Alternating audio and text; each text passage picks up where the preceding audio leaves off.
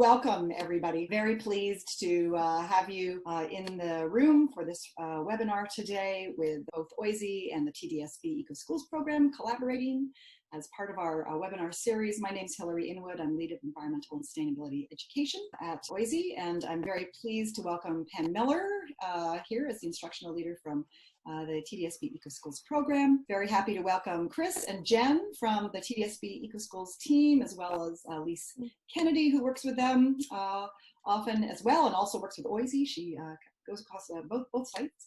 And very happy to welcome Central Coordinating Principal David Hawker-Budlowski, who gave us our first introductory talk on outdoor education a couple weeks ago. So happy to have you here as well, David. Just a second, I forgot to introduce Maddie, is also on our Eco Schools team. And I also see some folks from York Region and from Peel. Excellent. Thanks so much, Pam. Well, I'm going to introduce the TOES team in just 1 minute because they are our star speakers for today. Very happy to welcome all teachers and educators who are joining us for this webinar, whether you are TDSB, York Region, District School Board, Peel, or beyond. Always happy to have all of you here. There we go, connecting outdoor education to online learning. And this is what it will look like for us. We're going to do just a very brief land acknowledgement. We're going to welcome the TOES team. Very happy to have Kathleen, Monica, Rachel, and Tal with us today, representing the TDSB's Outdoor Education Schools team.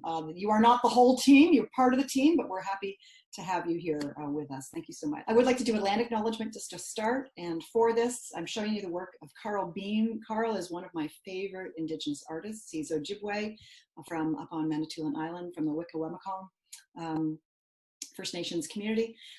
So his work is inspiring our learning around outdoor education today. We acknowledge that we are hosted on the lands of the Mississaugas of the Anishinaabe, the Haudenosaunee Confederacy, and the Wendat. We also recognize the enduring presence of all First Nations, Métis, and Inuit peoples on the land that we currently call Canada, but certainly was the territories of First Nations people, of Indigenous people, Métis and Inuit for many centuries before it became Canada. With that, I'm going to welcome the TOES team. Tal is going to start us off.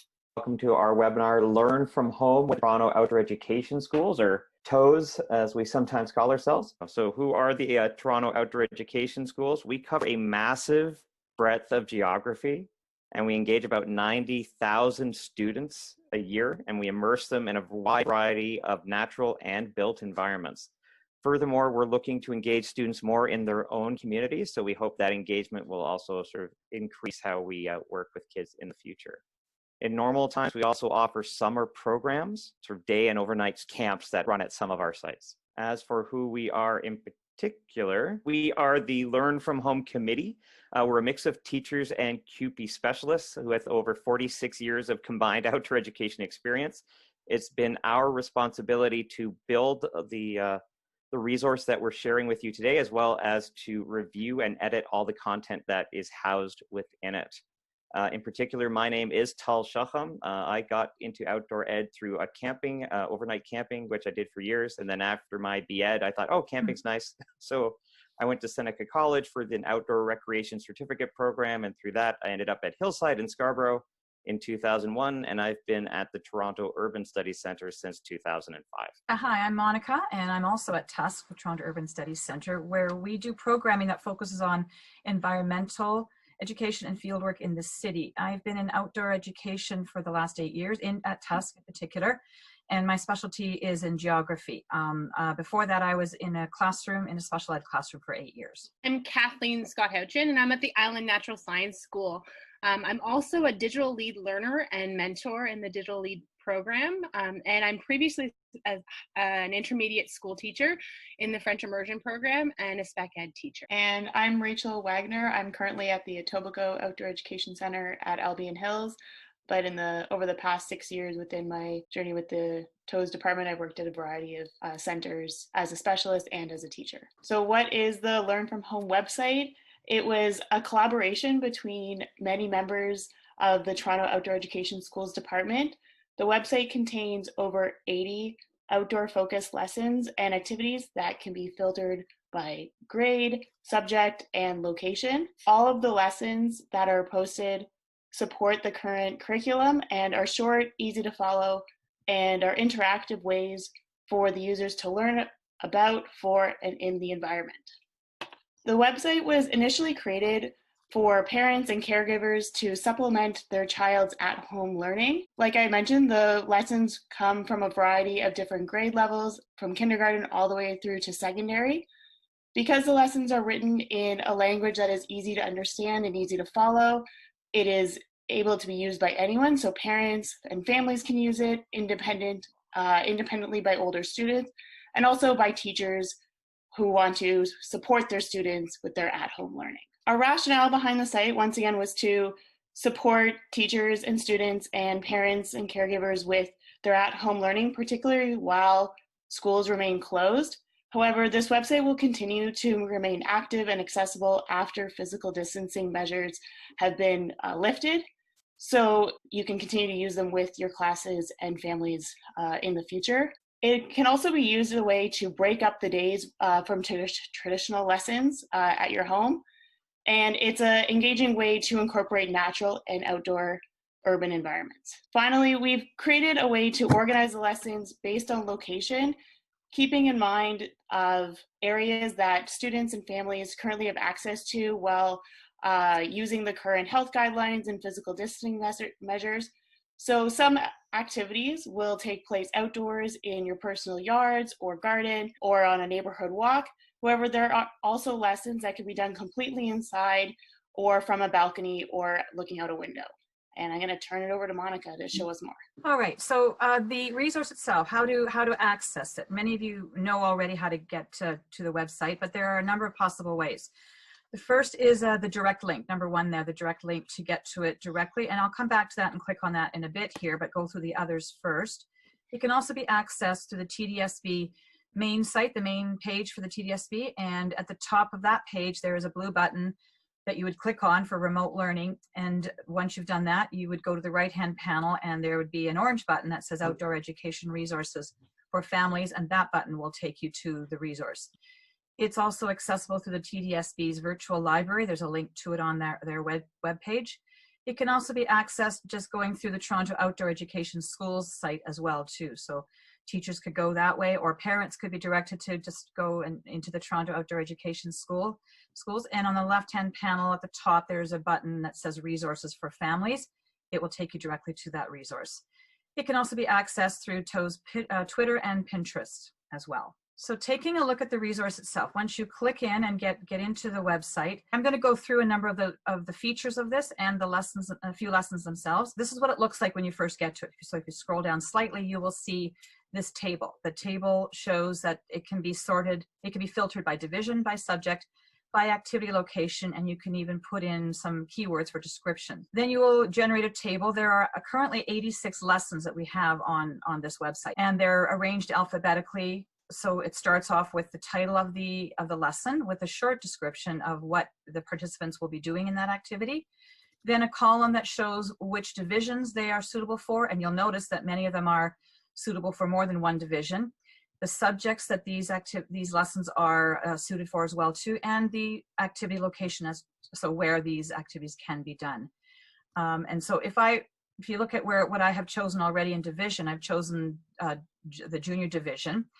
And say I wanted to find some lessons that were totally indoors. You can find lessons that are totally outdoors, of course, as Rachel already mentioned. But say you or your parents wanted to keep their kids indoors, and let's say the weather was miserable, it's pouring rain or something, or they just want to stay indoors. Or perhaps on the rare occasion, very rare, that there's a pandemic and you can't go outside, then you can sort the activities by the location. And I've chosen inside, at a window, or balcony for the indoor activities in particular. I've gone through the junior division. I've looked at a number of indoor lessons for the junior division. I've come across the title, Games Inspired by the Indigenous Peoples of Canada. And so I just click on the title, and all the lessons are set up the same way. This is the format they're set up in. They're pretty much typically one page, so very simple, quick and easy. And they all have the same features. They show you what the participants are going to do, the division that's for, the subject, the name and the site of the person who was responsible for creating that lesson, materials that are needed to do the particular lesson, the location where it can be done, and then there's a short description. And like I said, they're pretty much all pretty short, the description of what they're going to do and how they go about participating in the lesson. And another box provides some things to follow up with and things to think about. So things that parents might want to have the students think about while they're doing the lesson, after they're doing the lesson, maybe some questions for follow-up, or some activities and things they can resort to or refer to afterwards. For example, in this lesson, Rachel has provided a link to her own document, a 3-page document that actually lists the games that they're going to play with the instructions and the rules for all those games. Every lesson also has a resources section that will include the resources needed for that lesson, or perhaps some extension resources for interest or things to go back to and look at later on to supplement the lesson. So Rachel also has a link that she has put in there for her lesson to the Rick Mercer report and a clip of Rick and the Arctic Winter Games he did in Yellowknife in 2008. I'm going to talk more now about how to find some lessons in different divisions, but also in particular for teachers who are looking for online virtual lessons, lessons they can do virtually with their students. And there's many of them that can be done. As you've noticed, many of these are meant for outdoors, but not all of them. About a good 2/3 of them, I would say, and in this case, you can see 54 of them, I figure would be suitable for doing virtually or online. So the first thing that I would do is I would start by sorting by location and sort it as into inside activities, the activities that can be done inside. That might help narrow some things down for you and find more things that can be done virtually. And once you've done that, like I said, there's 54 lessons for that. And if we go into the next lesson here, so going by division, then so for all the teachers who want to sort after that by division, just click on the division you are with. And I'm going to show you one here for kindergarten in particular. Krista at Hillside Outdoor Education School has developed a series of videos, weekly videos at the pond, where she is providing kindergartens with some lessons at her pond, her backyard pond, where they can do some journaling on what they see, learn about temperature and surface tension in this particular lesson. And then weekly she changes it up and she adds more things to it. They do some comparing and contrasting from week to week.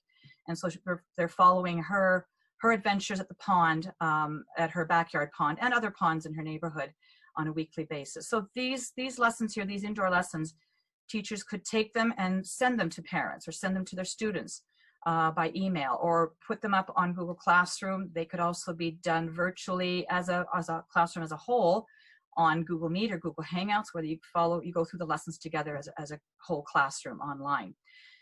So this one here, Krista has provided a link to her videos. She's created her own videos. They're about five or so minutes, and she has videos that she has created each week where she explores the pond, talks to the kids about the pond, and gives some questions and things to observe and things to look at each week.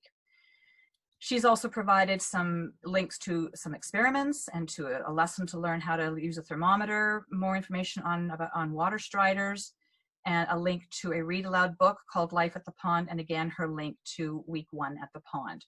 And right now she's got 4 weeks up right now for lessons for kindergarten. And as you've noticed, when I showed the lesson plan outline to begin with, it wasn't just meant for kindergarten. They also cover many other divisions as well too. So if we want to think about primary, if we want to go to primary now and look at this lesson here, growing vegetables at home, Kathleen has developed this lesson where students can take seeds from fruits and vegetables from their fridge and learn how to plant them and grow them inside in their house, on their balcony, by their window, or somewhere indoors. And so she's got a good description of how to do that, how to follow the steps for that.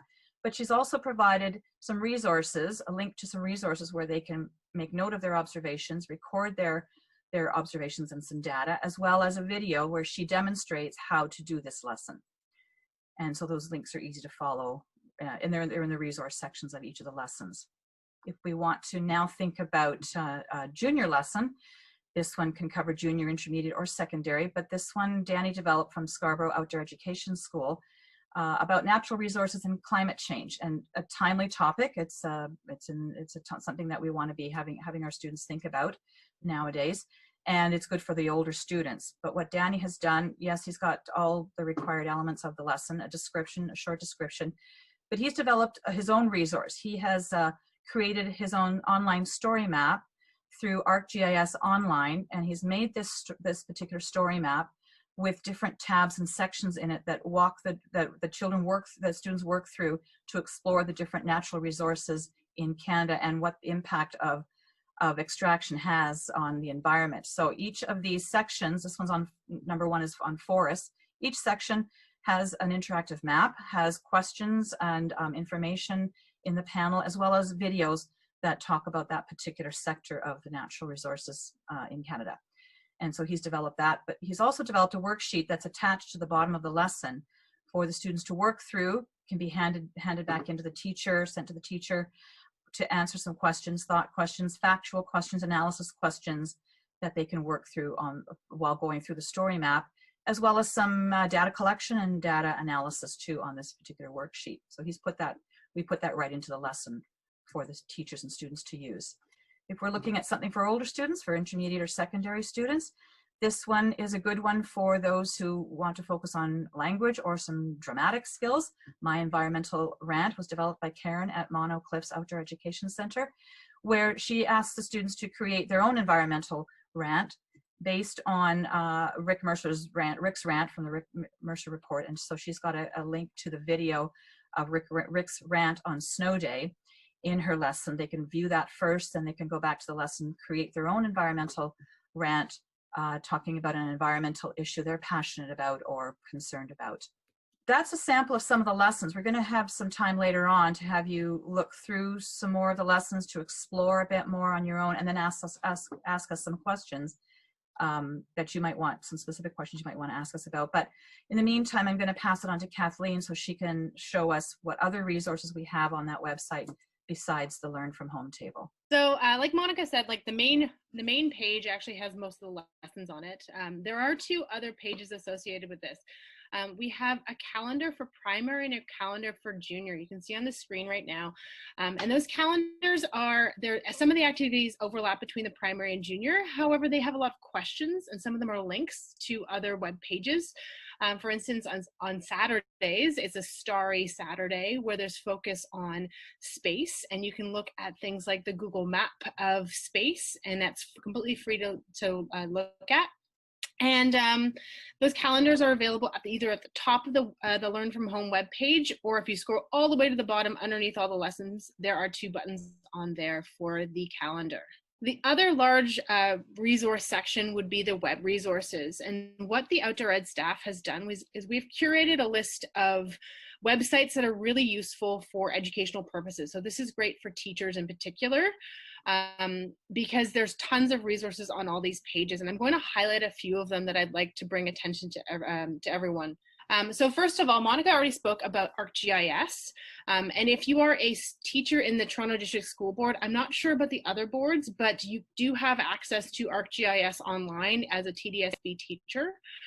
You can log in and request access for your students as well to get accounts, depending on what grade you are, particularly for intermediate and senior classes, having their own login to ArcGIS. There's lots and lots of lessons on there and interactive maps. All the links in this slideshow that Monica is showing you right now, these are also all live links. So if you wanted to click on the Esri logo, it'll take you to the Living Atlas part of ArcGIS Online. Another one I wanted to highlight would be the Audubon Kids. They go through different animals, well, different birds every week. Last week, I believe, was owls, and they have images and pictures, and they can look at things like how the owl sounds, and it's a really cool little website. It's great for junior students, and I would highly recommend it for that. The one on the bottom is Danny D's Rocks and Minerals. So if you are doing grade 4 Rocks and Minerals, this website is completely interactive. There's quizzes and tests, there's videos all built into the website, and you can have a look at the various rocks and minerals that are available that have been compiled basically by Danny at SOES. He's at the Scarborough Outdoor Education Center. The last 2 resources, and hopefully you've already checked these out, would be the Royal Ontario Museum. They have lots of lessons and subject matters that they go through. In particular, I really like the Gallery Trail for Bloodsuckers, Legends to Leeches. So if you're interested in looking at the various leeches that are out there and looking at the interactive displays that they've come up with on there, have a look at that link. And then Tinker Garden. which has a compendium of lessons and activities for ages 0 to 8 years old. And they're really quick lessons. So they're not something that you would spend the entire day doing. You would spend about 20 minutes, less than an hour for sure. And there's one example there that actually goes to the link linked on the image there that says for stone soup. So that's one example that you can look through. Kathleen, can I just mention one thing about the ROM? Maybe many people know this already, but the ROM also has their virtual galleries online as well too. You can see the galleries and images from the galleries, their exhibits online. Awesome. All right. I'm going to put the link into the chat right now. And I want to give everyone a chance now to go through the website itself. So we're looking also for feedback from everybody here too. So if you could use the chat too to let us know what are things that you think that we're missing in this. Maybe there's a lesson or a subject matter that you really wanted to find and you can't find it on our site. It's still a work in process. We're still accepting more lessons from the outdoor ed staff, but it would be great to find out from everybody here if there's something in particular that you're looking for to support your learning with your students or your family. Kathleen, have you got a favorite lesson from the database? I'm a big fan of ArcGIS. I really love the lessons that involving maps. I'm a bit of a map nerd myself, so I think that's I'm a bit biased. But in general, the ones that have a lot of Danny's lessons that are tied into ArcGIS. There's one on fast fashion, which is a story map that uses ArcGIS. So it has maps as well as quizzes and videos all embedded into one page. And it looks at fashion around the world and where people actually get their clothes from.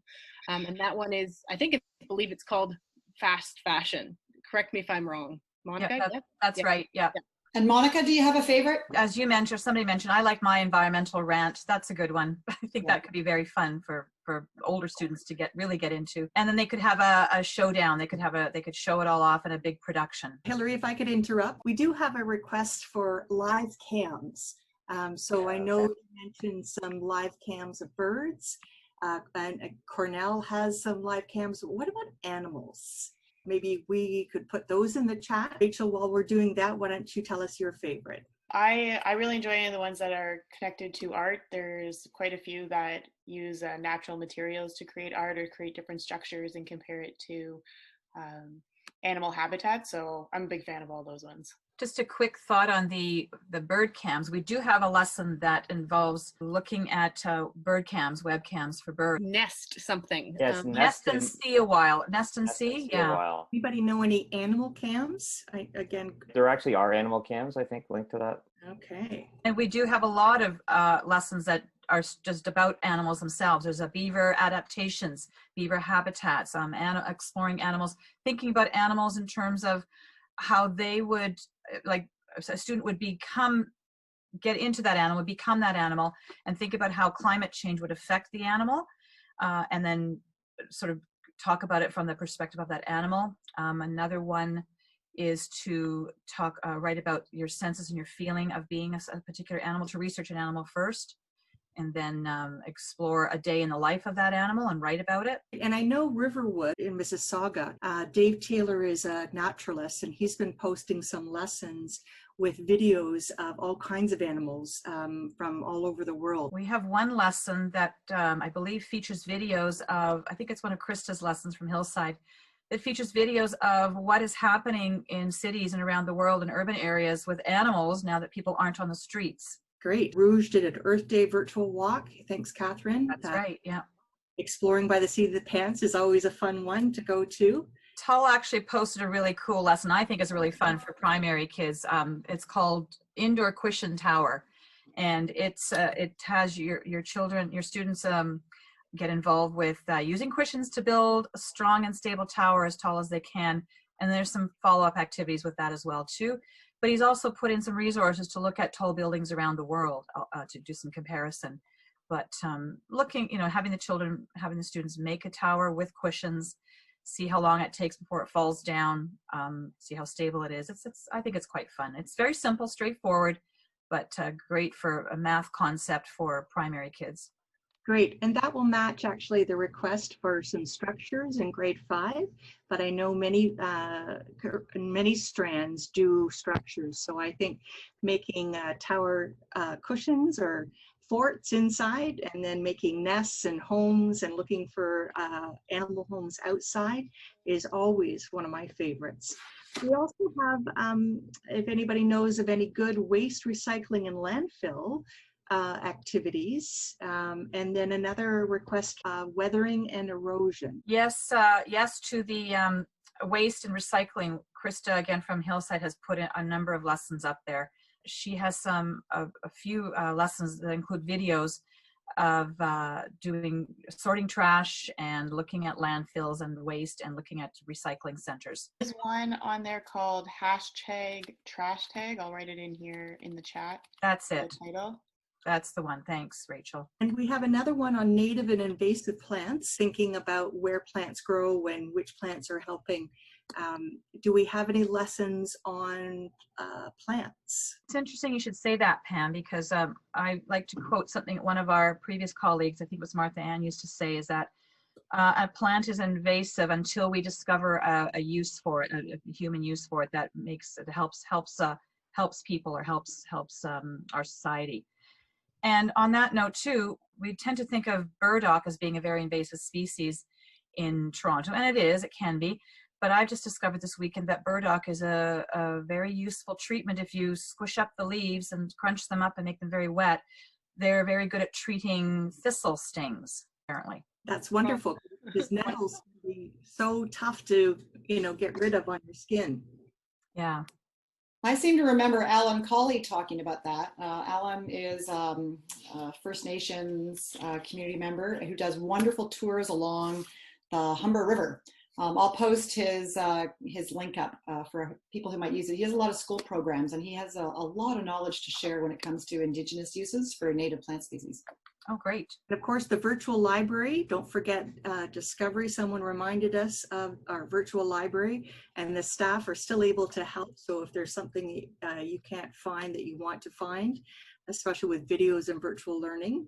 Any other lessons that you've looked at during this time of the exploration that you thought might be intriguing, or is there something you've done outside that you'd like to share? And I will share what I've done.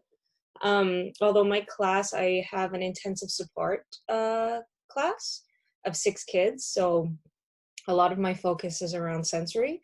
So, and I also have to take into consideration that not all of them can actually go outside, but some of them do have backyards. But something that I do is I combine academics with sensory and the outdoors. So for example, last week it was about collecting found objects, if they're going for walks or if they're in their backyard, which it could be pine cones, dandelions, wildflowers, and, adapting that to some type of academic lesson. So for example, counting, so sorting them from numbers from 1 to 10, or also patterning. We also did tracing with sticks and wildflowers. Tracing the alphabet is something that I did. Thank you, Jessica. That's wonderful. And we, when it comes to math and concepts like sorting and counting, by having them do with real objects, the novelty and using of those structures allows them to really build that concept. So that's wonderful. Jessica, Carmela has put up a lesson exploring our special gifts, the senses. Oh, that's definitely right up the area that we were looking at last week. So thank you. And Minaz was looking for tree and identifying trees. And thank you, Rachel, you put up Become an Urban Naturalist.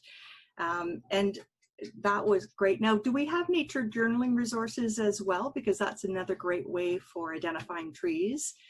Kathleen, you're shaking your head. Yes, there are nature journaling, and there's some mindfulness activities that are associated with that. I've got to look up the names and I will put them in the chat. Great. Thanks, Rachel. I see you've got Buds Ahoy on there, so that's good.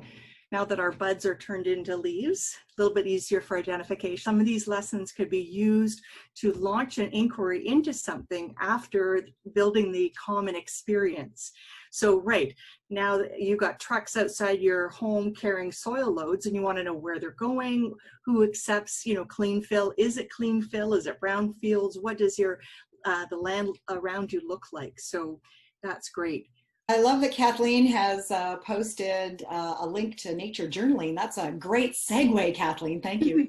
To talk about the webinar we're offering on Thursday, which is part 2 to our nature journaling webinar. So if you're interested in that, please come back and join us on this Thursday afternoon at 1 for that one. And we can't say enough how important getting outside is. We've seen actually articles from Scotland and Denmark saying that now with COVID, they're looking at how the outdoors is such a great place for learning, not only for our own health and wellness, but keeping away from cross-contamination of each other when we're stuck inside school buildings. And so we need more of this, getting outside, as or transferring the learning from inside to outside. Well, and Pam, I wonder if that's going to be some way that we can move not back to a new normal, but a better normal, in fact, getting children outdoors far more often than we have in the past. I agree.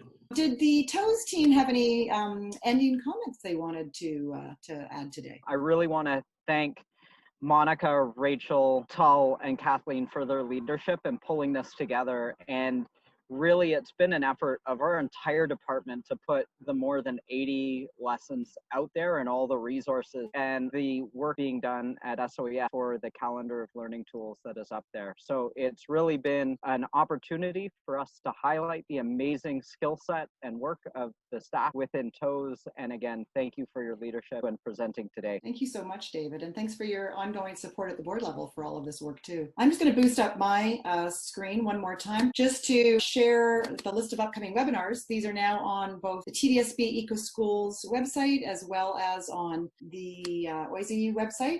So we really encourage you to come back in June. We've got lots more events. These are only just some of the events happening in June. All of them are posted up on the TDSB EcoSchools webpage. Thank you, Jen Vetter, for that. And we've got 2 in the Opal series that's coming up in June. We've got Catherine O'Brien coming back to talk about sustainable happiness, which seems to be, honestly, I think, one of the best topics we could talk about right now in a pandemic, and how important teacher well-being is. So we do hope you're going to join us for that one as well. Of course, you can always get hold of any of us in multiple ways: web, social media, Twitter, Facebook, we're on them all. So we really do welcome anybody to get in touch with comments or questions, suggestions for future webinars. We'll be running webinars again in the fall as part of the professional learning series. So we really do encourage people to join us for that. For those coming up as well. Can I end today's webinar with just a huge thank you to the TOES team, to Monica, to Kathleen, to Rachel, and to Tal. You've done some fantastic work pulling this resource together, and we so appreciate your introduction to it today. It's I love all of the information that's been going into the chat room. All of the resources that have been mentioned, we'll capture all of those. We will be happy to share those with you. So thank you so much, TOES team. What a wonderful webinar today.